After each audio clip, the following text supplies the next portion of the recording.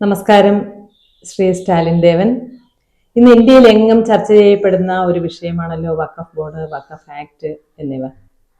അതിനെക്കുറിച്ച് കൂടുതൽ വിശദമായി പഠനം നടത്തിക്കൊണ്ടിരിക്കുന്ന ഒരു വ്യക്തി എന്ന നിലയിൽ അതിന്റെ വിശദാംശങ്ങളിലേക്ക് കടക്കുന്നതിന് മുമ്പ് എന്താണ് മുനമ്പത്തെ യഥാർത്ഥ പ്രശ്നമെന്ന് ചുരുങ്ങിയ വാക്കുകളിൽ ഒന്ന് പറയാമോ?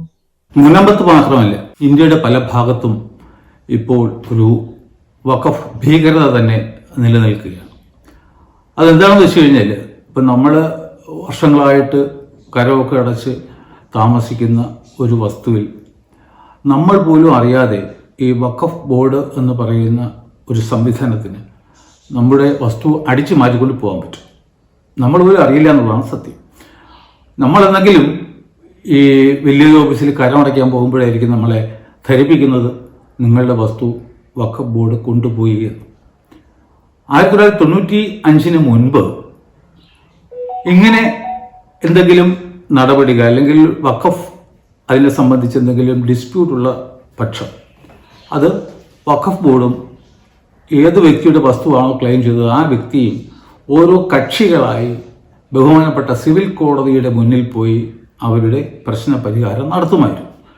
എന്നാൽ 1995 പുതിയ വഖഫ് ആക്ട് വന്നപ്പോൾ എന്ത് സംഭവിച്ചു എന്ന് വെച്ചാൽ, അതിനു മുമ്പ് രണ്ട് കക്ഷികളിൽ ഒരു കക്ഷി ആയിരുന്ന വഖഫ് ബോർഡിനെ ഒരു ക്വാസി ജുഡീഷ്യൽ ബോഡി ആയി പ്രഖ്യാപിച്ചിട്ട് അവർക്ക് ഒരു കക്ഷിയായിരുന്ന വഖഫ് ബോർഡിന് തന്നെ സ്വന്തമായിട്ട് ഏത് വസ്തു വേണമെങ്കിലും വഖഫ് പ്രോപ്പർട്ടി ആയിട്ട് പ്രഖ്യാപിക്കാനുള്ള അധികാരം കൊടുത്തു.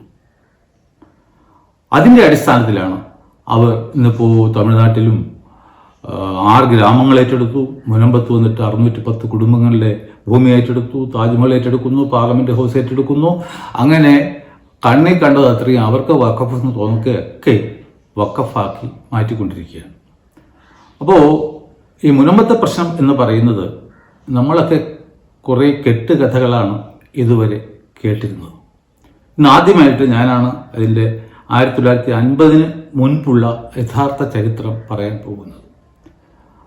ഇതുവരെ നമ്മൾ കേട്ടത് 1902 അന്നത്തെ ആയില്യം തിരുനാൾ മഹാരാജാവ് ഒരു സത്താർ സേട്ടുവിന് മുനമ്പം വസ്തു പാട്ടത്തിന് കൊടുത്തിരുന്നുവെന്നും കൃഷി ആവശ്യത്തിനായിട്ട് പാട്ടത്തിന് കൊടുത്തിരുന്നുവെന്നും അങ്ങനെ ഇരിക്കെ കാലങ്ങൾ കഴിഞ്ഞപ്പോൾ 1948 അദ്ദേഹത്തിൻ്റെ മകനെന്ന് പറയുന്നവരുണ്ട്, മരുമകനെന്ന് പറയുന്നവരുണ്ട്, മകളുടെ ഭർത്താവെന്ന് പറയുന്നവരുണ്ട്. അങ്ങനെയൊക്കെ ഉള്ള ഒരു സിദ്ദിഖ് സേട്ടുവിന് കൊടുത്തു എന്നും സിദ്ദിഖ് സേട്ടു 1950 അത് കോഴിക്കോട്ടെ ഫറൂഖ് കോളേജ് മാനേജ്മെന്റ് കമ്മിറ്റിക്ക് കൊടുത്തു എന്നും ആണ് നമ്മൾ ഇതുവരെ അറിഞ്ഞിരുന്നത്. അപ്പോൾ അങ്ങനെ 1950 നവംബർ മാസം 1-ാം തീയതി സിദ്ദിഖ് സേട്ടു എഴുതിയ പ്രമാണത്തിൽ അതൊരു വഖഫ് ഡീഡാണെന്നാണ് സൂചിപ്പിച്ചിട്ടുള്ളത്. അപ്പോൾ വഖഫ് എന്ന് പറയുന്നത് ഒരു മുസ്ലിം അദ്ദേഹത്തിന് പരിപൂർണ ഉടമസ്ഥതയുള്ള ഏതെങ്കിലും വസ്തുവിൻ്റെ ഒരു ഭാഗം എന്നേക്കുമായി യാതൊരുവിധ കണ്ടീഷനും പറയാതെ അള്ളാഹുവിലേക്ക് സമർപ്പിക്കുന്നതാണ് വഖഫ്. അപ്പോൾ ബഹുമാനപ്പെട്ട സുപ്രീം കോടതി പല പല പല പല കേസുകളിലും ആൾറെഡി പറഞ്ഞിട്ടുണ്ട്, ഏതെങ്കിലും ഒരു ഡീഡിൽ വഖഫ് എന്ന് എഴുതിയിട്ടുണ്ടോ ഇല്ലയോ എന്നല്ലാതല്ല ആ ഡീഡിൻ്റെ സ്വഭാവം നിർണ്ണയിക്കുന്നത്. മറിച്ച് അതിൽ ആ ഡീഡ് എക്സിക്യൂട്ട് ചെയ്ത ആളിൻ്റെ മനോനില എന്തായിരുന്നു, എന്നേക്കുമായി അള്ളാഹുവിലേക്ക് ഒരു ദാനം നൽകാനായിരുന്നോ അദ്ദേഹത്തിൻ്റെ ഉദ്ദേശ്യം, അതോ അല്ലായിരുന്നോ എന്നുള്ളതാണ്. അപ്പോൾ ഈ പ്രമാണം നമ്മൾ പ്രഥമ ദൃഷ്ട്യാ വായിക്കുമ്പോൾ ഇതിലൊരു വഖഫ് ഡീഡ് എന്ന് എഴുതിയിട്ടുണ്ടെങ്കിലും അതിൻ്റെ താഴോട്ട് പോകുമ്പോൾ ഫറൂഖ് കോളേജിന് ക്രയവിക്രയ സ്വാതന്ത്ര്യം നൽകിക്കൊണ്ടാണ് അത് എഴുതിയിരിക്കുന്നത്. അതുകൂടാതെ വീണ്ടും പറയുന്നു, എന്നെങ്കിലും ഒരു കാലത്ത് എന്തെങ്കിലും കാരണവശാൽ ഫറൂഖ് കോളേജിൻ്റെ പ്രവർത്തനം നിലച്ചു പോകുന്ന പക്ഷം അതിൽ ബാക്കി എന്തെങ്കിലും വസ്തുക്കൾ ഉണ്ടായിരിക്കുകയാണ് എങ്കിൽ അത് ഈ സിദ്ദിഖ് സേട്ടുവിൻ്റെ തന്നെ പിൻ തലമുറക്കാർക്ക് ലഭ്യമാകും എന്നും പറയുന്നുണ്ടായിരുന്നു. അപ്പോൾ അത് കാണിക്കുന്നത് അതൊരു വഖഫ് ഡീഡ് ആയിരുന്നില്ല എന്നുള്ളതാണ്. എന്തായാലും 1902 സത്താർ സേട്ടുവിന് 1000 തിരുനാൾ വസ്തു കൊടുത്തതായിട്ട് ഒരു തെളിവും ഇതുവരെ ആരും കണ്ടിട്ടില്ല. ഇതൊക്കെ ഒരു കെട്ടുകഥയാണ്. സിദ്ദിഖ് സേട്ടുവും സത്താർ സേട്ടുവും തമ്മിൽ എന്തെങ്കിലും രക്തബന്ധം ഉള്ളതായിട്ട് ഉള്ള ഒരു രേഖയും ഇതുവരെ തന്നെ വെളിച്ചത്ത് വന്നിട്ടില്ല. അപ്പോൾ ഇതുവരെ എല്ലാവരും 1950 ശേഷം ഉള്ള കഥയാണ് പറഞ്ഞതെങ്കിൽ ഞാൻ ഡോക്യുമെന്ററി എവിഡൻസിന്റെ അടിസ്ഥാനത്തിൽ 1950 പുറകിലുള്ള പിന്നോട്ടുള്ള വർഷങ്ങളിലൂടെ കടന്നു പോവുകയാണ്. ഒരുപാട് കഷ്ടപ്പെട്ടാണ് നമ്മൾ അന്നത്തെ പല ഡോക്യുമെന്റുകളും സ്വായത്തമാക്കിയത്. അപ്പോൾ ഇന്ന് മുനമ്പത്ത് നടക്കുന്ന പ്രശ്നം എന്ന് പറയുന്നത് ഇതൊരു വഖഫാണോ അതോ അവിടെ 10-35 വർഷമായിട്ട് കരം തീർത്ത് വീടും ഒക്കെ കെട്ടി താമസിച്ചു വരുന്ന ആൾക്കാരുടെ വസ്തു ആണോ എന്നുള്ളതാണ്. പ്രശ്നം എന്താണെന്ന് വെച്ചാൽ ഇന്ത്യൻ ഭരണഘടന അനുശാസിക്കുന്ന നിയമങ്ങളുടെ വെളിച്ചത്തിൽ നാം പരിശോധിക്കുകയാണെങ്കിൽ അത് അവിടെ താമസിക്കുന്ന ആൾക്കാരുടെ സ്വന്തം ഭൂമിയാണ്. മറിച്ച് ഇന്ത്യൻ ഭരണഘടനയുമായി യാതൊരുവിധ ബന്ധവും ഇല്ലാത്ത ശരീഅത്തിലായുടെ കണ്ണിലൂടെ നോക്കുകയാണെങ്കിൽ, അതായത് വഖഫ് ആക്ടിന്റെ കണ്ണിലൂടെ നോക്കുകയാണെങ്കിൽ വേണമെങ്കിൽ അവർക്ക് ക്ലെയിം ചെയ്യാം ഇതൊരു വഖഫ് പ്രോപ്പർട്ടിയാണെന്ന്. കാരണം അതിന്റെ ബേസിക് ഡീഡില് 1950 ഡീഡില് വഖഫ് എന്ന് 2 സ്ഥലത്ത് എഴുതിയിട്ടുണ്ട്. അതിനാൽ ആണ് അവരിപ്പോൾ ഒരു വഖഫ് പ്രോപ്പർട്ടിയാണ് എന്ന് പറഞ്ഞ് ക്ലെയിം ചെയ്തിരിക്കുന്നത്. അതിന്റെ കേസുകളും മറ്റു കാര്യങ്ങളും നടന്നു വരികയാണ്. ശരി. 1950 നവംബർ മാസം 1-ാം തീയതി സിദ്ദിഖ് സേട്ട് ഫറൂഖ് കോളേജ് മാനേജിംഗ് കമ്മിറ്റിക്ക് കൊടുത്ത 875-ാം നമ്പർ ആധാരം താങ്കളുടെ അഭിപ്രായത്തിൽ ഒരു വഖഫാണോ? ഞാൻ നേരത്തെ പറഞ്ഞു, ഒരു വഖഫ് ഉണ്ടാക്കുന്ന ആളിന് തന്നെ പ്രത്യേക ക്വാളിഫിക്കേഷൻ ഉണ്ട്. ഒരു പ്രത്യേക പ്രായം കഴിഞ്ഞിരിക്കണം, 18 വയസ്സാണ്. പിന്നെ അദ്ദേഹം മാനസിക പ്രശ്നം ഒന്നും ഉള്ള ഒരു ആളായിരിക്കാൻ പാടില്ല. പിന്നെ വന്നിട്ട് ഏറ്റവും പ്രധാനപ്പെട്ട കാര്യം എന്ന് പറയുന്നത് അദ്ദേഹം വഖഫ് ആക്കാൻ ഉദ്ദേശിക്കുന്ന വസ്തു അദ്ദേഹത്തിന്റെ സ്വന്തം വസ്തു ആയിരിക്കണം എന്നുള്ളതാണ്. അടുത്തതായിട്ട് ഉള്ള നിബന്ധന എന്ന് പറയുന്നത് വസ്തു എന്നേക്കുമായി അതിന്റെ ഉടമസ്ഥാവകാശം അള്ളാഹുവിന് കൈമാറ്റം ചെയ്യാൻ സന്നദ്ധനായിരിക്കണം. അടുത്തതായിട്ട് യാതൊരുവിധ കണ്ടീഷനും വയ്ക്കാൻ പാടില്ല. അങ്ങനെ ഒരു ഡോക്യുമെന്റ് തയ്യാറാക്കുമ്പോൾ ഒറ്റ കണ്ടീഷനെ വയ്ക്കാൻ പറ്റൂ. അതായത് അദ്ദേഹത്തിന് എന്തെങ്കിലും കടങ്ങൾ ആർക്കെങ്കിലും വീട്ടേണ്ടതായിട്ട് ഉണ്ടെങ്കിൽ അത് വീട്ടിയതിന് ശേഷം മാത്രം ആയിരിക്കും ഈ വഖഫ് ഡീഡ് പ്രാബല്യത്തിൽ വരിക. അങ്ങനെ നോക്കുകയാണെങ്കിൽ ഇവിടെ നമ്പർ 1, സിദ്ദിഖ് സേട്ടുവിന് ഈ വസ്തുവിൽ ഉടമസ്ഥാവകാശം ഉണ്ടായിരുന്നോ ഇല്ലായിരുന്നോ എന്നുള്ളത് ആർക്കും അറിയാൻ പാടില്ല. അടുത്തതായിട്ട് ഇദ്ദേഹം എന്നേക്കുമായി അതിന്റെ ഉടമസ്ഥാവകാശം അള്ളാഹുവിലേക്ക് ട്രാൻസ്ഫർ ചെയ്യാൻ ആഗ്രഹിച്ചിരുന്നില്ല എന്ന് ആ പ്രമാണം തന്നെ കാണിക്കുന്നു. മൂന്നാമതായിട്ട് ഫറൂഖ് കോളേജിന് ക്രയവിക്രയ സ്വാതന്ത്ര്യം അനുവദിച്ചുകൊണ്ടാണ് ആ പ്രമാണം എഴുതപ്പെട്ടത്. അതിന്റെ അർത്ഥം എന്താണ്? അതിന്റെ ആ വസ്തുവിന്റെ ടൈറ്റിൽ ആർക്ക് വേണമെങ്കിലും എന്ന് വേണമെങ്കിലും മാറ്റം ചെയ്യപ്പെടാം എന്നുള്ള വ്യവസ്ഥ. അത് വഖഫിന് വിരുദ്ധമാണ്. വഖഫ് എന്ന് പറയുമ്പോൾ അതിന്റെ ഉടമസ്ഥാവകാശം എന്നേക്കും അള്ളാഹുവിൽ മാത്രം നിക്ഷിപ്തമായിരിക്കും. അതിനാൽ തന്നെ ഞാൻ മാത്രമല്ല, ഇവിടെ വളരെ വലിയ വക്കീലന്മാരും റിട്ടയർഡ് ജഡ്ജിമാരും ഒക്കെ ആ ഒരു പ്രമാണം ഒരു വഖഫ് പ്രമാണം അല്ല എന്ന് പറയുന്നുണ്ട്. അതുകൊണ്ട് നിയമപരമായി നമ്മൾ നോക്കുകയാണെങ്കിൽ ആ പ്രമാണം ഒരു വഖഫ് ഡോക്യുമെന്റ് അല്ല. മുനമ്പത്തെ വസ്തു ഒരു വഖഫാണെന്ന് ഹൈക്കോടതി പറഞ്ഞിട്ടുള്ളതായി പലരും പല ചാനലുകളിലും സോഷ്യൽ മീഡിയയിലും ഒക്കെ പറഞ്ഞു കേൾക്കുന്നു. അതിന്റെ സത്യാവസ്ഥ എന്താണ്? അതിന്റെ സത്യാവസ്ഥയാണ് എൻ്റെ കയ്യിലിരിക്കുന്ന 2 ജഡ്ജ്മെന്റ്. ഇത് വന്നിട്ട് 1967 OS number 53, original suit number 53, Paravur sub കോടതിയുടെ ജഡ്ജ്മെന്റാണ് ഇത്. അതിന് മേലിൽ ഹൈക്കോടതി പുറപ്പെടുവിച്ച 1975 നവംബർ മാസം 1-ാം തീയതിയിലെ ജഡ്ജ്മെന്റും ആണ്. നാം മനസ്സിലാക്കേണ്ട കാര്യം, ഈ ഒറിജിനൽ സ്യൂട്ടിൽ 22 ഇഷ്യൂസ് ഫ്രെയിം ചെയ്തിരുന്നു. അത് ഒരിടത്ത് പോലും ഇതൊരു വഖഫ് പ്രോപ്പർട്ടിയാണോ അല്ലയോ എന്നുള്ള ഒരു ഇഷ്യൂ ഉണ്ടായിരുന്നില്ല. മറിച്ച് ഇതിലുണ്ടായിരുന്ന ഒരു പ്രധാനപ്പെട്ട ഇഷ്യൂ എന്ന് പറയുന്നത് 3-ാമത്തേതാണ്. is the gift deed relied on by the plaintiff binding on the property claimed to be in the possession of the defendants. അതായത് പറവൂർ സബ് കോടതി 1967 പരിഗണിച്ച ഒരു ഇഷ്യൂ എന്ന് പറയുന്നത് ഈ പറയുന്ന ഗിഫ്റ്റ് ഡീഡ് അതുമായിട്ട് ആ കേസിലെ ഡിഫൻഡൻസിന് എന്തെങ്കിലും ബന്ധം ഉണ്ടോ എന്നുള്ളതാണ്. അപ്പോൾ ഈ കേസ് തുടങ്ങിയത് തന്നെ ഇത് ഒരു ഗിഫ്റ്റ് ഡീഡായിരുന്നു എന്നും പറഞ്ഞിട്ടാണ് കോടതി അത് പരിഗണിച്ചതും ഇതൊരു ഗിഫ്റ്റ് ഡീഡ് ആണെന്നും പറഞ്ഞിട്ടാണ്. അതിനുശേഷം 1975 ഹൈക്കോടതി ജഡ്ജ്മെന്റ് നവംബർ 1 ഡിവിഷൻ ബെഞ്ചിന്റെ ഉത്തരവാണ് ഈ ഇരിക്കുന്നത്. അതിൽ പറയുന്നു, the plaint schedule items belong to and are in possession of the plaintiff.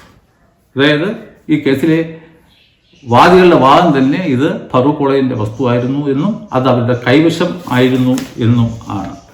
അതിനുശേഷം പറയുന്നു, Siddique Sait in his turn transferred the entire area of 404.76 acres to the west of the canal to the plaintiff. Siddique Sait ഈ 404.76 acre പെരയിടം Farooq കോളേജിന് കൊടുത്തു എന്ന് പറയുന്നു. അതിനുശേഷം ഏറ്റവും പ്രധാനപ്പെട്ട ഒരു കാര്യം എന്ന് പറയുന്നത് 11ാമത്തെ ഖണ്ഡികയുടെ അവസാന ഭാഗത്താണ്. അതായത് we are also of the opinion that Siddiq Said, who wanted to make a generous gift to the college, ഒരു വലിയ സമ്മാനം കോളേജിന് കൊടുക്കാൻ ആഗ്രഹിച്ചിരുന്ന സിദ്ദിഖ് സേഠ് എന്നാണ്, would not have thought of including any property which was not included in his title deed or which was not in his actual possession. അതിനാൽ ആ ഡീഡില് തൻ്റേതല്ലാത്ത എന്തെങ്കിലും വസ്തു അദ്ദേഹം ഇൻക്ലൂഡ് ചെയ്യും എന്ന് ഈ കോടതി വിശ്വസിക്കുന്നില്ല എന്നാണ് പറയുന്നത്. അല്ല ഹൈക്കോടതിയോ പറവൂർ സബ് കോടതിയോ ചരിത്രത്തിൽ ഒരിക്കൽ പോലും ഇതൊരു വഖഫ് പ്രോപ്പർട്ടി ആണെന്ന് പറഞ്ഞിട്ടില്ല. മറിച്ച് ഇത് ഇഷ്ടദാനമായി ഫറൂഖ് കോളേജിൽ കിട്ടിയ വസ്തു എന്നാണ് പറഞ്ഞിട്ടുള്ളത്. ഇപ്പം നേരത്തെ ചോദിച്ചതുപോലെ ഒക്കെ സോഷ്യൽ മീഡിയസ് സംസാരിക്കുന്നതെന്ന് വെച്ച് കഴിഞ്ഞാൽ ഇപ്പം എല്ലാവരും ജഡ്ജ്മെൻറ്റ് വായിച്ചിട്ടല്ലല്ലോ ഇരിക്കുന്നത്, അവരെയൊക്കെ പറ്റിക്കാൻ വേണ്ടി മാത്രമാണ് അങ്ങനെയുള്ള വീമ്പ് പറച്ചിലൊക്കെ നടത്തുന്നത്. ഈ വിഷയത്തിൽ വളരെയധികം പഠനം നടത്തിക്കൊണ്ടിരിക്കുന്ന അങ്ങേക്ക് ഇതിനെക്കുറിച്ച് കുറെ പുതിയ തെളിവുകൾ കൂടി കിട്ടിയിട്ടുണ്ടെന്ന് പറയുന്നു. ആ തെളിവ് എന്താണ്? ആ തെളിവിന്റെ പ്രാധാന്യം ഇവിടെ എന്താണ്? എനിക്ക് കിട്ടിയ തെളിവ് മാരകമാണ്. അതായത് മുനമ്പം വസ്തു വഖഫാണെന്നും അത് വഖഫ് ബോർഡിനും അവകാശപ്പെട്ടതാണെന്ന് പറയുന്ന വഖഫ് ബോർഡിന്റെ ക്ലെയിമിന്റെ അടിവേരറുക്കുന്ന ഒരു കണ്ടെത്തലാണ് ഞാൻ നടത്തിയത്. കാരണം ആദ്യം ഞാൻ ചെയ്തത് ഈ 1950 സിദ്ദിഖ് സേഠ് ഒരു പ്രമാണം എഴുതിയല്ലോ, അത് വഖഫ് ആയിക്കൊള്ളട്ടെ അല്ല ഗിഫ്റ്റ് ഡീഡ് ആയിക്കോട്ടെ സെയിൽ ഡീഡ് ആയിക്കോട്ടെ what ever it may be, അതിൽ പറയുന്നത് എന്താണെന്ന് വെച്ച് കഴിഞ്ഞാൽ അദ്ദേഹത്തിന് ആ വസ്തു കിട്ടിയത് 1948 ഒരു ജിംബുഭായി എന്ന സ്ത്രീ അദ്ദേഹത്തിന് വിലയ്ക്ക് കൊടുത്ത വസ്തു ആണ് എന്നായിരുന്നു. അത് വെച്ചിട്ട് ഞാൻ പുറകോട്ടൊരു യാത്ര തുടങ്ങുകയാണ്. കാരണം എനിക്ക് ഈ പഴയ പ്രമാണങ്ങളൊക്കെ വായിക്കേണ്ട അവസ്ഥ ജീവിതത്തിൽ പലപ്പോഴും വന്നിട്ടുണ്ട്. അതിൽ നിന്ന് ഞാൻ പഠിച്ച ഒരു പാഠം എന്ന് പറയുന്നത് ഒരിക്കലും ഈ പഴയ പ്രമാണങ്ങളെ വിശ്വസിക്കാൻ പാടില്ല എന്നാണ്. എപ്പോഴും പഴയ പ്രമാണങ്ങൾ നമ്മളെപ്പോഴും സംശയദൃഷ്ടിയോടുകൂടി നോക്കിയാൽ മാത്രമേ നമുക്ക് സത്യത്തിലേക്ക് എത്തിച്ചേരാൻ പറ്റൂ. അപ്പോൾ അതേ മനസ്സോടുകൂടി ഞാൻ പോയപ്പോൾ വളരെ വളരെ വിചിത്രമായ കാര്യങ്ങളാണ് എൻ്റെ മുന്നിൽ മറനീക്കി പുറത്തു വന്നത്. അപ്പോൾ നമ്മുടെ ഒരു പുതിയ കഥ ആരംഭിക്കാൻ പോവുകയാണ്. അത് 1945 ആണ് സംഭവിച്ചത്. 1945 മേടമാസം 6-ാം തീയതി മൂസ എന്ന് പറയുന്ന ഒരു വ്യക്തി മരണപ്പെടുന്നു. അദ്ദേഹത്തിന് അന്ന് 6 വയസ്സുള്ള മൈനറായ ഒരു പെൺകുട്ടി ഉണ്ടായിരുന്നു. ആ കുട്ടിയാണ് നമ്മുടെ കഥയിലെ കഥാനായിക. ഇന്നും മുനമ്പത്തിന്റെ ഭാവി തീർച്ചയായിട്ടും ആമിനയുടെ പേരിലായിരിക്കും കറങ്ങിക്കൊണ്ടിരിക്കുന്നത്. കാരണം ആമിനയാണ് തീരുമാനിക്കാൻ പോകുന്നത് മുനമ്പം ഒരു വഖഫാണോ അല്ലയോ എന്ന്. കാരണം ആമിനയുടെ അച്ഛനായിരുന്നു മൂസയുടെ അച്ഛനായിരുന്നു അബ്ദുൽ കരീം. ഈ അബ്ദുൽ കരീമിൻ്റെ അച്ഛനായിരുന്നു നമ്മൾ നേരത്തെ പറഞ്ഞു കേട്ടിട്ടുള്ള അബ്ദുൽ സത്താർ. ഇവരൊക്കെ അതിസമ്പന്നരായിരുന്നു. എന്ന് വെച്ച് കഴിഞ്ഞാൽ 3 സംസ്ഥാനങ്ങളിലായി. ഇവിടെയൊക്കെ ട്രാവൻകൂർ, കൊച്ചി, ബ്രിട്ടീഷ് രാജ്യം, ഇങ്ങനെയുള്ള 3 സംസ്ഥാനങ്ങളിലായിട്ട് ആയിരക്കണക്കിന് ഏക്കർ വസ്തുക്കളുടെ കൈവശാവകാശം, ഉടമസ്ഥാവകാശം ഉണ്ടായിരുന്നോ പാട്ടത്തിലായിരുന്നോ എന്ന് നമുക്കറിയില്ല. പക്ഷേ കൈവശാവകാശത്തിൽ ഇത്രയധികം വസ്തുക്കൾ ഉണ്ടായിരുന്ന ഒരു മനുഷ്യനായിരുന്നു അബ്ദുൽ സത്താർ സേഠ്. അദ്ദേഹത്തിന് 2 മക്കളായിരുന്നു. ഒന്ന് റുക്കി ബായി, മകൻ വന്നിട്ട് നേരത്തെ പറഞ്ഞ അബ്ദുൽ കരീം സേഠ്. അങ്ങനെ അദ്ദേഹം മരിച്ചതിന് ശേഷം അപ്പോൾ ഈ മുസ്ലിം ലോ പ്രകാരം ഇത് അവരുടെ പിന്തുടർച്ചാവകാശ നിയമപ്രകാരം വന്നിട്ട് ഒരു മുസ്ലിം വ്യക്തി മരിക്കുകയാണെങ്കിൽ അദ്ദേഹത്തിൻ്റെ ഭാര്യയ്ക്ക് ആദ്യം ഷെയർ കിട്ടും, പിന്നെ അച്ഛന് കിട്ടും, അപ്പൂപ്പന് കിട്ടും, അമ്മയ്ക്ക് കിട്ടും, പിന്നെ സഹോദരൻ്റെ മകന് കിട്ടും, അങ്ങനെ സഹോദരന് കിട്ടും. അങ്ങനെയൊക്കെ ഉള്ള നമ്മളെ സാധാരണ ഹിന്ദുക്കളെ പോലെയൊന്നുമല്ല, വളരെ കോംപ്ലിക്കേറ്റഡ് ആയിട്ടുള്ള ഒരു പിന്തുടർച്ചാവകാശമാണ് മുസ്ലിം സുന്നികൾക്ക് ഉള്ളത്. ഇവർ സുന്നികളാണ്.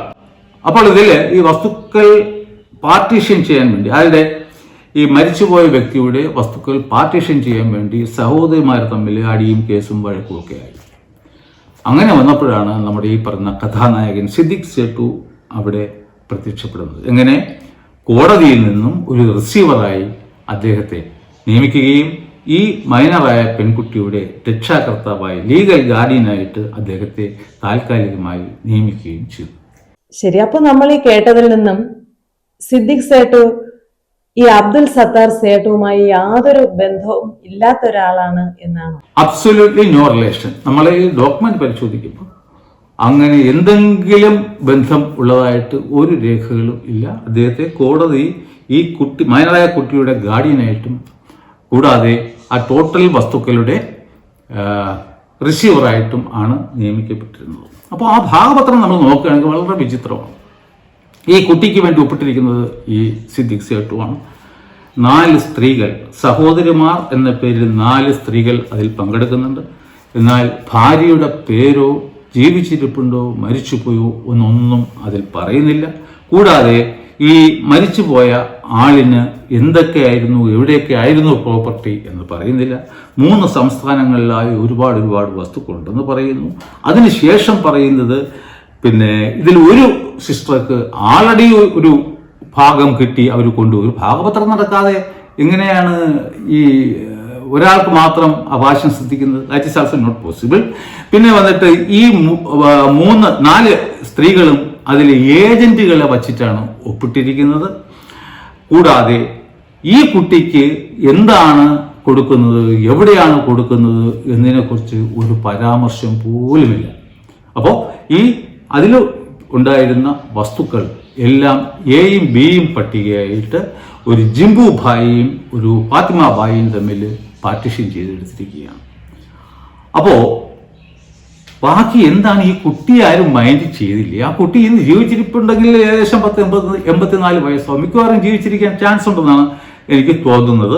അങ്ങനെ വളരെ വിചിത്രമായ നമ്മുടെ കോമൺ സെൻസിന് ദഹിക്കാത്ത രീതിയിലുള്ള ഒരു ഭാഗപത്രമാണ് നമ്മുടെ കയ്യിൽ ഇപ്പോൾ ലഭ്യമായിട്ടുള്ളത്. അപ്പോൾ എനിക്ക് മറ്റൊരു സംശയം തോന്നുന്നത്, ഈ സിദ്ദിഖ് സേട്ടു ആമിന എന്ന കുട്ടിക്ക് കിട്ടേണ്ടിയിരുന്ന വസ്തുവിൽ കൃത്രിമം കാട്ടിയിരിക്കാൻ സാധ്യതയുണ്ട് അല്ലേ? 100% കൃത്രിമം കാണിച്ചിട്ടുണ്ട്. കാരണം ഒന്ന്, ആ കുട്ടിക്ക് എവിടെയൊക്കെയാണ് എന്തൊക്കെയാണ് അതിൻ്റെ അച്ഛൻ്റെ വകയായിട്ട് കൊടുത്തിട്ടുള്ളതെന്ന് ഒരു രേഖയും ആ ഭാഗപത്രത്തിൽ മെൻഷൻ ചെയ്യുന്നില്ല. കുട്ടിയുടെ പേര് മാത്രം പറഞ്ഞിട്ടുണ്ട്, ഇദ്ദേഹം ആ കുട്ടിക്ക് വേണ്ടി ഒപ്പിട്ടിട്ടുണ്ട്. രണ്ടാമതായിട്ട് ഉള്ള ഏറ്റവും നമ്മുടെ കണ്ടുപിടുത്തത്തിലേക്ക് നമ്മൾ പോയിക്കൊണ്ടിരിക്കുക. കാരണം അതൊരു കുട്ടിയായിരുന്നു. ഇപ്പോൾ ഒരു കുട്ടി ഒരു മൈനറുടെ അവകാശമുള്ള വസ്തു ഭാഗം ചെയ്യണമെങ്കിൽ കോടതിയിൽ നിന്നും ഒരു പ്രത്യേക ഉത്തരവ് വാങ്ങേണ്ടതാണ്. അങ്ങനെ ഒരു ഉത്തരവിനെ കുറിച്ചിട്ട് ഈ ഭാഗപത്രത്തിൽ പറയുന്നില്ല. അപ്പോൾ ഈ ഭാഗപത്രം നടത്തിയ സമയത്ത് ആ കുട്ടിക്ക് 8 വയസ്സായിരുന്നു. അപ്പോൾ അങ്ങനെയുള്ള കേസുകളിൽ ഏതെങ്കിലും ഒരു മൈനറുടെ അവകാശം കൂടി ഉൾപ്പെട്ടിട്ടുള്ള ഒരു ഭാഗപത്രത്തിലെ അവകാശം ഏതെങ്കിലും വ്യക്തികൾക്ക് കിട്ടിക്കഴിഞ്ഞാൽ അവർക്കത് കൈമാറ്റം ചെയ്യാം, വിൽക്കാം, എല്ലാം ചെയ്യാം. പക്ഷെ എന്താണ് കാര്യം? ഈ കുട്ടി പ്രായപൂർത്തിയായി, അതായത് 16 വയസ്സ് കഴിഞ്ഞതിന് ശേഷം 3 വർഷത്തിനകത്ത് അത് കുട്ടിയായിരുന്നു, മൈനറായിരുന്ന സമയത്ത് നടന്ന ഭാഗപത്രത്തിൽ അതിന്റെ താല്പര്യങ്ങൾക്ക് വിരുദ്ധമായിട്ട് എന്തെങ്കിലും ചെയ്തിരുന്നുവെങ്കിൽ അത് സിവിൽ കോടതിയിൽ ചോദ്യം ചെയ്യാനുള്ള അവകാശം ആ കുട്ടിക്ക് ഉണ്ടായിരുന്നു എന്നുള്ളത്. അപ്പോൾ എത്രയൊക്കെ കൈ ആ വസ്തുക്കൾ മാറി മാറി മാറി മാറി പോയാലും അവരെയൊക്കെ കക്ഷി ചേർത്ത് ഈ കുട്ടിക്ക് ഒരു കേസ് കൊടുക്കാൻ പറ്റും. അതാണ് നിയമം. അങ്ങനെ ഇരിക്കെയാണ് ഈ പ്രമാണം കഴിഞ്ഞ് 3 വർഷത്തിനകത്ത് ഈ പറയുന്ന കലാകാരൻ സിദ്ദിഖ് സെട്ടു ആ കുട്ടിക്ക് കൂടി അവകാശമുള്ള, ഒരു മൈനറായ കുട്ടിക്ക് ചോദ്യം ചെയ്യാൻ അവകാശമുള്ള ഒരു വസ്തുവിനെ എടുത്തിട്ട് അള്ളാഹുവിന് വഖഫായി കൊടുത്തത്. ഈ അടുത്ത ഇടയ്ക്ക് AP അഹമ്മദ് മാഷിന്റെ ഒരു ഇന്റർവ്യൂ ഞാൻ കണ്ടായിരുന്നു. അതിൽ ഫറൂഖ് കോളേജ് അന്ന് 1 ലക്ഷം രൂപ കൊടുത്താണ് ഈ വസ്തു വാങ്ങിയതെന്ന് പറയുന്നു. അതിനുള്ള രേഖകൾ അവിടെ കാണും. അപ്പോൾ ഇദ്ദേഹം അത് വഖഫാണെങ്കിൽ അത് 100% തെറ്റാണ്. കാരണം as on that date 1950 November മാസം 1-ാം തീയതി അദ്ദേഹത്തിന് പരിപൂർണ അവകാശം ഉള്ള ഇത് വഖഫ് ഉണ്ടാക്കാൻ. കാരണം എന്താണ്? വഖഫ് ഉണ്ടാക്കാൻ തിരിച്ചു വരുന്നില്ല. ഈ കുട്ടിക്ക് പ്രായപൂർത്തി തികയുന്ന സമയത്ത് അള്ളാഹുവിനെ പ്രതിയാക്കിയിട്ട് കേസ് കൊടുക്കാൻ പറ്റത്തില്ല. അപ്പോഴും പറയും once a waqf always a waqf. അതുപോലെ എല്ലാം മനുഷ്യർക്ക് കൈമാറ്റം ചെയ്യണം. മനുഷ്യർക്ക് കൈമാറ്റം ചെയ്തു കഴിഞ്ഞാൽ അവർക്കെതിരെ അവരെ കക്ഷിയെടുത്തുകൊണ്ട് കേസ് കൊടുക്കാം. അവർ ആൻസറബിൾ ആണ്, റെസ്പോൺസിബിൾ ആണ്. പക്ഷെ അള്ളാഹെ പ്രതിയാക്കി കേസ് കൊടുക്കാൻ പറ്റൂ? അതുകൊണ്ട് സിദ്ദിഖ് സെട്ടു 1950 എഴുതിയ ഡോക്യുമെന്റ് അത് യാതൊരു കാരണവശാലും ഒരു വഖഫ് ഉണ്ടാക്കാനുള്ള അധികാരമോ അവകാശമോ നിയമപരമായി സിദ്ദിഖ് സെട്ടുവിന് ഉണ്ടായിരുന്നില്ല. അപ്പോ ഈ വിഷയങ്ങളാണ് നമ്മുടെ സർക്കാരൊക്കെ അടിയന്തരമായി പരിഗണിക്കേണ്ടതും ഈ മുനമ്പത്തെ പ്രശ്നങ്ങൾക്ക് പരിഹാരം കാണുന്നതിന് വേണ്ടിയിട്ട് ആശ്രയിക്കേണ്ട way of examining the things is in this way. വളരെ വിശദമായി തന്നെ കാര്യങ്ങൾ പറഞ്ഞു വരുന്ന സ്ഥിതിക്ക് ഈ പ്രമാണങ്ങളും അതിലെ പുതിയ പുതിയ കണ്ടെത്തലുകളും ഒക്കെ മുനമ്പം ജനതയ്ക്ക് വളരെയധികം പ്രയോജനപ്പെടും എന്ന് താങ്കൾ കരുതുന്നുണ്ട്. അതുപോലെ തന്നെ മറ്റൊരു ചോദ്യം, മുനമ്പം ജനത അത് വേണ്ട വിധത്തിൽ അതിനെ ഉപയോഗപ്പെടുത്തുമോ? എന്താണ് താങ്കളുടെ അഭിപ്രായം? ഇത് മുനമ്പത്തെ ആൾക്കാർക്ക് 100% ഉപയോഗപ്പെടും. കാരണം ഇത് കൊണ്ട് അങ്ങോട്ട് ഈ പ്രമാണങ്ങൾ കൊണ്ട് കോടതിയിൽ കൊടുത്തിട്ട് ആ കാര്യങ്ങളും പറഞ്ഞ് വായിച്ചു കഴിഞ്ഞാൽ ഒരു ട്രിബ്യൂണലിനും ഇനി മേലാൽ ഈ വസ്തു ഒരു വഖഫാണെന്ന് പറയാൻ പറ്റത്തില്ല. കാരണം ഒരു കൊച്ചുകുട്ടിയുടെ അവകാശം ഉണ്ടായിരുന്ന വസ്തുവാണ്. അവരുടെ കൺസെന്റ് ഇല്ലാതെ അറിവോ സമ്മതം ഉണ്ടെങ്കിൽ തന്നെയും പറ്റില്ലായിരുന്നു. കാരണം ഷി വാസ് എ മൈനർ. അപ്പോ ആ കുട്ടി മേജറായതിനു ശേഷം വീണ്ടും 3 വർഷം കഴിഞ്ഞ് ആ കുട്ടിയുടെ അറിവും സമ്മതത്തോടും കൂടി വേണമായിരുന്നു എങ്കിൽ ഇദ്ദേഹത്തിന് ഒരു വഖഫ് ഉണ്ടാക്കമായിരുന്നു.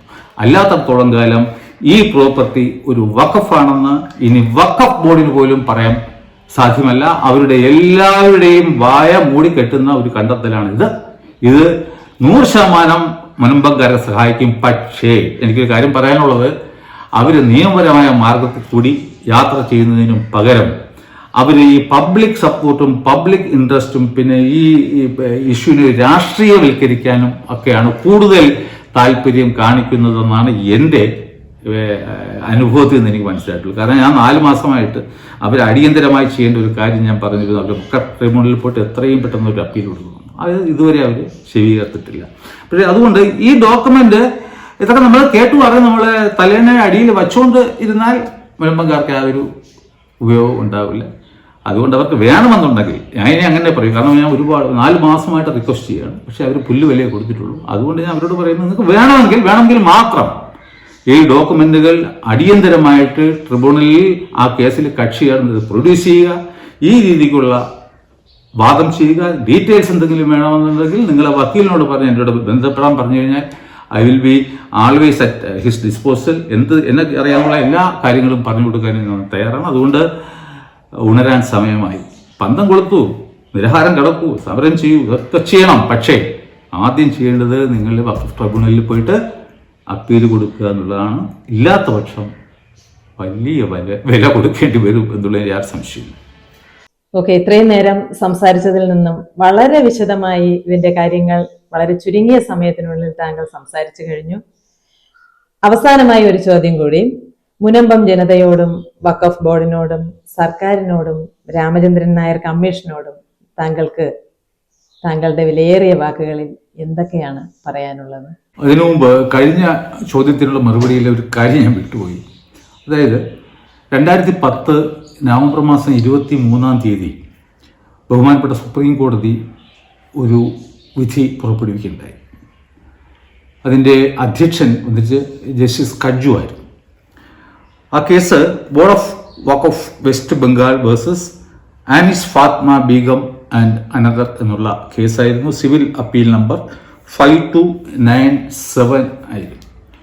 ആ ജഡ്ജ്മെൻറ്റിൻ്റെ 8ഉം 10ഉം ഖണ്ഡിക ഞാൻ ഒന്നിവിടെ വായിക്കാൻ പോവുകയാണ്, ഒന്ന് ശ്രദ്ധിച്ച് കേൾക്കുക.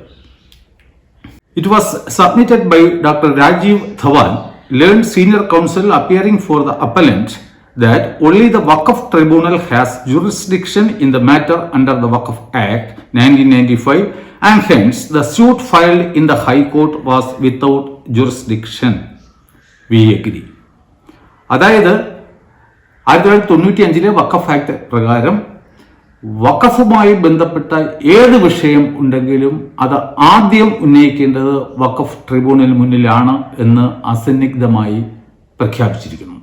അടുത്തതായിട്ട്, in our opinion, all matters pertaining to waqf should be filed in the first instance before the Waqf Tribunal constituted under section 83 of the Waqf Act 1995 and should not be entertained by the civil court or by the high court straight away under article 226 of the Constitution of India. ഇപ്പം മുനമ്പക്കാർ പറയുന്നത് എന്താണെന്ന് വെച്ച് കഴിഞ്ഞാൽ അവര് അനവധി റിപ്പറ്റീഷൻസ് under article 226 ഹൈക്കോടതിയിൽ file ചെയ്തിട്ടുണ്ട്. അവർക്ക് അവിടെ നിന്നും ന്യായം ലഭിക്കും എന്നാണ് അവർ വിശ്വസിക്കുന്നത്. എന്നാൽ ബഹുമാനപ്പെട്ട സുപ്രീം കോടതി പറഞ്ഞിട്ടുണ്ട് അങ്ങനെ ഒരു നടപടി ഹൈക്കോടതിയുടെ ഭാഗത്തു നിന്നും പാടില്ല. അപ്പോൾ ഇനി വർഷങ്ങളോളം ആ പെറ്റീഷൻസ് ഒരുപക്ഷെ അവിടെ പെൻഡിംഗ് ആയി നിലനിന്നേക്കാം. അവസാനം വഖഫ് ബോർഡിന് വേണ്ടി ഹാജരാകുന്ന വക്കീൽ ഈ ജഡ്ജ്മെന്റ് കോട്ട് ചെയ്ത് കഴിഞ്ഞാൽ അവർ ഹൈക്കോടതിയിൽ ഫയൽ ചെയ്ത ഒരു റിട്ട് പെറ്റീഷനിൽ നിന്നും അവർക്ക് ഒന്നും തന്നെ ലഭിക്കുന്നത് അല്ല എന്ന് എനിക്ക് അസന്നിഗ്ധമായി ഇത്തരണത്തിൽ പറയാൻ കഴിയും. ഇനി ഇപ്പോഴത്തെ ചോദ്യത്തിലേക്ക് വരാം. അതായത് നാം മനസ്സിലാക്കേണ്ടത്, ഒരു വസ്തു വഖഫ് പ്രോപ്പർട്ടിയാണോ അല്ലയോ എന്ന് തീരുമാനിക്കാൻ ഇന്ന് ഇന്ത്യയിൽ അധികാരപ്പെട്ട 2 സ്ഥാപനങ്ങളെ ഉള്ളൂ എന്ന് നാം മനസ്സിലാക്കണം. ഒന്ന് വന്നിട്ട് വഖഫ് ബോർഡ്, രണ്ടാമതായിട്ട് വഖഫ് ട്രിബ്യൂണൽ. വേറെ ഒരു അധികാരിക്കും, നമ്മുടെ അസംബ്ലിക്കോ അതല്ല ഇന്ത്യൻ പാർലമെന്റിനോ പ്രധാനമന്ത്രിക്കോ മുഖ്യമന്ത്രിക്കോ ഇപ്പോൾ നിയമിതനായ ജസ്റ്റിസ് രാമചന്ദ്രൻ സാറിനോ ഒന്നും തന്നെ മുനമ്പത്തെ വസ്തു വഖഫാണോ അല്ലയോ എന്ന് തീരുമാനിക്കാൻ ഉള്ള അധികാരമോ അവകാശമോ ഇല്ല എന്നുള്ള കാര്യം നാം അടിയന്തരമായിട്ട് മനസ്സിലാക്കണം. അപ്പോൾ ഇപ്പോൾ ജസ്റ്റിസ് രാമചന്ദ്രൻ സാറിൻ്റെ കമ്മീഷനിൽ അതിൻ്റെ ടേംസ് ഓഫ് റെഫറൻസിൽ ഞാൻ ഇപ്പോൾ നടത്തിയ പഠനങ്ങൾ കൂടി ഉൾപ്പെടുത്തണം. എന്തിനാണെന്ന് വെച്ച് കഴിഞ്ഞാൽ 1950 നവംബർ മാസം 1 സിദ്ദിഖ് സേട്ടു എഴുതിയ ഒരു ആ പ്രമാണം വഖഫ് ഡീഡാണ്. ആണ് എങ്കിൽ അദ്ദേഹത്തിന് അത് വഖഫ് ഡീഡായി എഴുതാനുള്ള അധികാരം അവകാശം ഉണ്ടായിരുന്നു. അവിടെ ഒരു മൈനറായ പെൺകുട്ടിയുടെ അവകാശ ലംഘനം നടന്നിട്ടുണ്ടോ? രണ്ടാമതായി, അല്ല, അതൊരു ഗിഫ്റ്റ് ഡീഡ് ആയിരുന്നു. അതിനെ നിയമത്തിൻ്റെ കണ്ണിലൂടെ വിശദമായി അപഗ്രഹിച്ചതിന് ശേഷം അദ്ദേഹത്തിൻ്റെ റിപ്പോർട്ടിൽ അതിനെക്കുറിച്ച് ഒരു പ്രത്യേക ഫൈൻഡിങ് നടത്തണം. അതിനുശേഷം വേണമെങ്കിൽ ഉന്നതതല യോഗമോ സർവകക്ഷി യോഗമോ ഏത് ടൈപ്പിലുള്ള നടപടികളും സ്വീകരിച്ച ശേഷം ബന്ധപ്പെട്ട എല്ലാ കക്ഷികളും ഒത്തുചേർന്ന്, ഇത് അള്ളായെ കൂടി ബാധിക്കുന്ന ഒരു പ്രശ്നമാണ്. അവിടെ കള്ളമോ കപടമോ ചതിയോ ഒന്നും തന്നെ വരാൻ പാടില്ലാത്തതാണ്. ആ കാര്യം എല്ലാവരും മനസ്സിലാക്കി നിയമപരമായി ഇന്ന് നമ്മുടെ ഇന്ത്യ മഹാരാജ്യത്ത് നമ്മുടെ ഭരണഘടനയുടെ അടിസ്ഥാന തത്വങ്ങളിലൊന്ന് നിയമവാഴ്ചയാണ്. ഇപ്പോൾ ഭാഗ്യത്തിന് ഒരു റിട്ടയർഡ് ആക്ടിംഗ് ചീഫ് ഓഫ് ഹൈക്കോർട്ടാണ് നമ്മുടെ കമ്മീഷൻ ചെയർമാൻ. അപ്പോൾ അദ്ദേഹത്തിൻ്റെ നേതൃത്വത്തിൽ തന്നെ ഈ വിഷയങ്ങളൊക്കെ പഠിച്ച് എല്ലാ ഈഗോകളും മാറ്റിവെച്ച്, മുനമ്പങ്കാലം മാറ്റിവെക്കുക, വഖഫ് ബോർഡ് മാറ്റിവെക്കുക. നമ്മുടെ സമൂഹം നിലനിൽക്കേണ്ടതാണ്. ഇവിടെ മതസ്പർദ്ധ ഉണ്ടാവാൻ പാടില്ല. അത് വരും തലമുറകളെ കൂടി ബാധിക്കുന്ന ഒരു വലിയ കാര്യമാണെന്ന് മനസ്സിലാക്കി ഈ വിഷയത്തിന് നിയമപരമായി ഒരു ഫുൾ സ്റ്റോപ്പ് എന്നേക്കുമായി ഇടാൻ ഉള്ള നല്ല മനസ്സ് എല്ലാവർക്കും തോന്നും എന്ന് ഞാൻ പ്രതീക്ഷിക്കുന്നു. എൻ്റെ ഈ പ്രവർത്തനം, മുനമ്പങ്കാർക്ക് വേണ്ടിയുള്ള ഈ പ്രവർത്തനം ഞാൻ ഇവിടെ അവസാനിപ്പിക്കുകയാണ്. എല്ലാം വിധി പോലെ വരട്ടെ. വേളാങ്കണ്ണിമാരുടെ മുന്നിൽ എൻ്റെ ഈ ഫൈൻഡിങ്സ് എല്ലാം സമർപ്പിച്ചുകൊണ്ട് ഞാൻ ഈ വിഷയത്തിൽ നിന്നും പിന്മാറുകയാണ്. നന്ദി, നമസ്കാരം. വളരെ സന്തോഷം. മുനമ്പം ജനത അവസരത്തിന് തുയർന്ന് ഈ കണ്ടെത്തലിന്റെ പ്രാധാന്യം മനസ്സിലാക്കി പ്രവർത്തിക്കുമെന്നും സർക്കാരും വഖഫ് ബോർഡും സത്യം മനസ്സിലാക്കി മുനമ്പത്തിന്മേലുള്ള വഖഫ് ബോർഡിന്റെ ക്ലെയിം പിൻവലിക്കുമെന്നും നമുക്ക് പ്രത്യാശിക്കാം. നന്ദി.